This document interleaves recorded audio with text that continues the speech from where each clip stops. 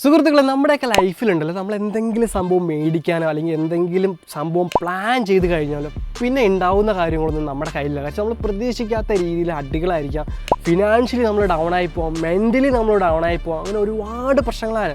പക്ഷേ ഇതിനകത്തൊക്കെ നമ്മൾ ഓർക്കേണ്ട രണ്ട് കാര്യം, നമ്മുടെ ആരുടെ ലൈഫിലായാലും നമ്മൾ ഒരുപാട് പ്രശ്നങ്ങൾ നേരിട്ടിട്ടുള്ള ആൾക്കാരാണല്ലേ.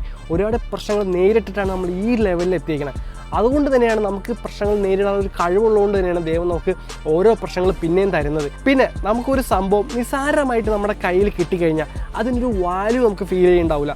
പക്ഷേ നമ്മൾ ഈ പ്രശ്നങ്ങളൊക്കെ നേരിട്ട് നമ്മൾ പരിശ്രമിച്ച് ആ ഒരു സംഭവം നേടുവാണെങ്കിൽ അന്നേരം നമുക്ക് കിട്ടുന്ന ഫീൽ ഉണ്ടല്ലോ, അതൊരിക്കലും പറഞ്ഞറിയിക്കാൻ പറ്റാത്തതാണ്.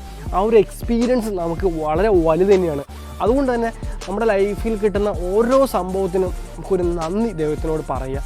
നമ്മൾ ഒരു സംഭവം മേടിക്കാൻ വേണ്ടി പരിശ്രമിക്കുകയാണ്, പക്ഷേ നമുക്ക് സ്റ്റാർട്ടിങ് മുതൽ തന്നെ നമുക്ക് ഭയങ്കര അടിയാണ്. നമ്മുടെ കാറ് റെഡി ചെയ്യാൻ വേണ്ടി കൊടുത്തിട്ടുണ്ട്, ഫിനാൻഷ്യലി നമ്മൾ കുറേ ഡൗണായി, അല്ലാതെ തന്നെ കൂടെ നിൽക്കുന്ന ആൾക്കാരെ തന്നെ കുറേ പ്രശ്നങ്ങൾ നേരിടുന്നുണ്ട്, മെൻ്റലി കുറേ പ്രശ്നങ്ങൾ നേരിടുന്നുണ്ട്. എന്നാലും നമ്മൾ ഈ ഒരു സംഭവത്തിലായിട്ട് എത്തും എന്നൊരു പ്രതീക്ഷയിൽ തന്നെ നമ്മൾ മുന്നോട്ട് പോവുകയാണ്. അത് എത്തും, അത് ഉറപ്പാണ്, അത് എത്തിയിരിക്കും. നിങ്ങളുടെ ഓരോരുത്തരുടെയും സപ്പോർട്ടും നമ്മുടെ കൂടെ ഇനി ഉണ്ടാവണം. എന്തായാലും നിങ്ങളുടെ എല്ലാവരുടെ സപ്പോർട്ടും നമുക്ക് ഇനി തുടർന്ന് നമ്മുടെ കൂടെ തന്നെ ഉണ്ടാവണം. നമുക്ക് ഈ സംഭവം അച്ചീവ് ചെയ്യാൻ പറ്റുമോ, ഇത് മേടിക്കാൻ പറ്റുമോ, കാര്യങ്ങളൊക്കെ നമുക്ക് തുടർന്ന് വരുന്ന വീഡിയോസിൽ നോക്കാം. നമുക്ക് മറ്റൊരു വീഡിയോ കാണാം സുഹൃത്തുക്കൾ.